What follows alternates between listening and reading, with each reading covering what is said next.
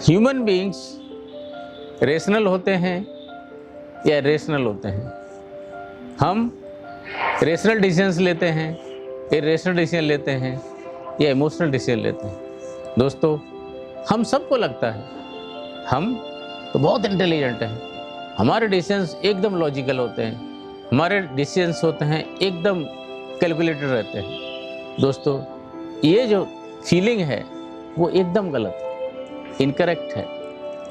और इस चीज़ को प्रूव किया रॉरी सदरलैंड, एक बड़े फेमस मार्केटर हैं। अल्केमी करके एक बुक लिखी इन्होंने, एंड इस चीज़ को प्रूव किया गया कि अगर हम सब रेशनल डिसीजन लेना शुरू करें तो मार्केटिंग कंपनी है ना वो बंद हो जाए। बिकॉज हम रोबोट नहीं है दोस्तों, हम क्या हैं, एक फीलिंग वाले, एक इमोशनल वाले प्राणी होते हैं। एंड जो हमारे डिसीजंस होते हैं उसी हिसाब से होते हैं। Because the way we feel about certain things, उसी हिसाब से हम डिसीजंस लेते हैं। हम कैलकुलेट करके कोई डिसीजंस नहीं लेते हैं। तो इन सब चीज़ों के ऊपर कुछ स्टोरीज हैं मैं शेयर करना चाहूँगा आपसे। पहली स्टोरी मैं शेयर करना चाहूँगा, एक डिशूम करके रेस्टोरेंट की चेन कुछ ग्रुप ऑफ इंडियंस ने लंदन में खोली। एक पोस्ट कॉलोनियल रेट्रो टाइप का एक कंसेप्ट था इनका।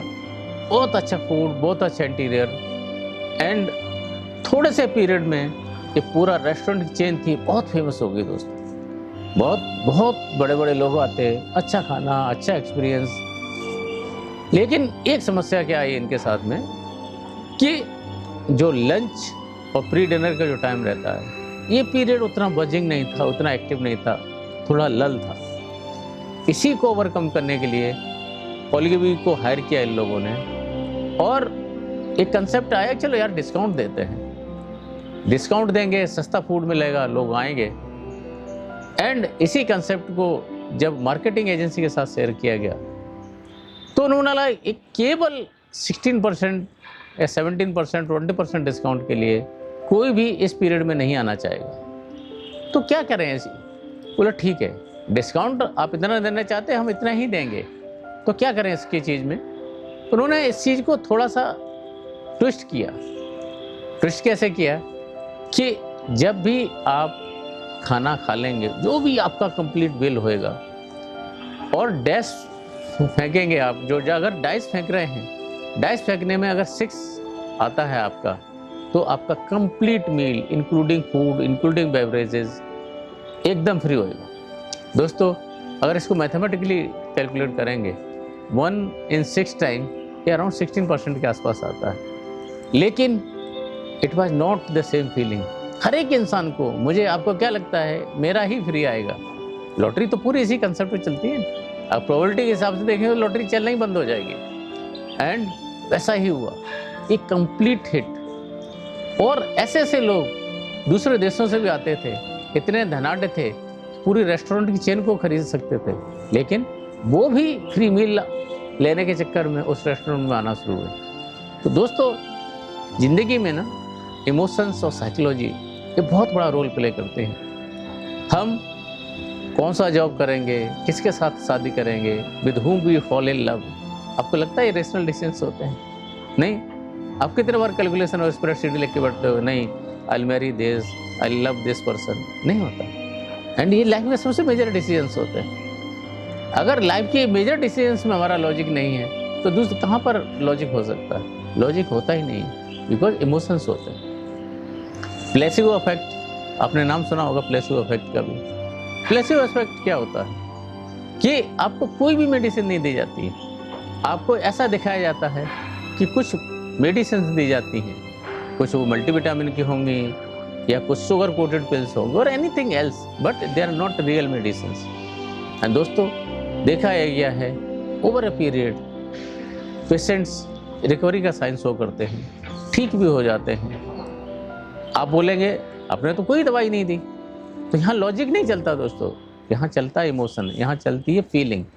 एक सामने वाले इंसान को क्या लग रहा है कि ये डॉक्टर है, डॉक्टर की अथॉरिटी है, इसने कुछ मेडिसिन दी है, ये मेरे शरीर पर काम करेंगे।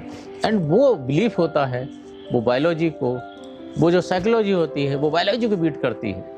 तो हमारे डे टू डे लाइफ में अगर देखते हैं कि जो इमोशंस होते हैं, जो साइकोलॉजी होती है, वो ओवरबीट करती है किसको? लॉजिक को। वो ओवरबीट करती है कैलकुलेशन को। अब देखें, अगर हम कॉस्ट एनालिसिस करके देखें तो इतने इतने हम महंगे फ़ोन्स नहीं लेंगे। कॉस्ट एनालिसिस को करके देखें तो हम इतनी महंगी गाड़ियाँ नहीं लेंगे।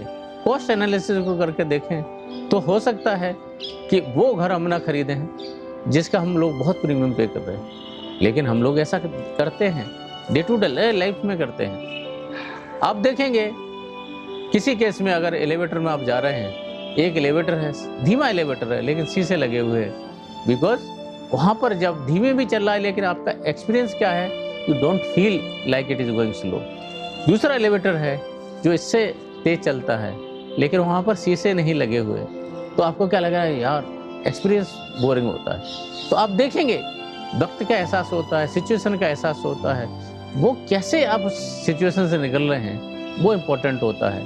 कि दोस्तों नेक्स्ट टाइम जब भी आपको ऐसा लगे कि जो मेजर डिसीजन आप लेने जा रहे हैं, अगेन अपने आप से पूछिए कि आप फीलिंग के बस में ले रहे हैं, इमोशंस की वजह से ले रहे हैं या लॉजिक की वजह से ले रहे हैं। But my believe is this, logic से मैजिक क्रिएट नहीं होता, इमोशंस और फीलिंग से मैजिक क्रिएट होता है। सो नेक्स्ट टाइम कोई भी अगर आपसे बोलता है कि be rational, smile and think, कि आप कोई कैलकुलेटिंग मशीन नहीं है, आप कोई रोबोट नहीं है, बिकॉज आप इंसान हैं। इंसान सोचता है, इमोशंस फील करता है, और इमोशंस होते वो मैजिक क्रिएट करते हैं। दोस्तों लॉजिक से ब्रिज बनते हैं और मैजिक से दुनिया बनती है।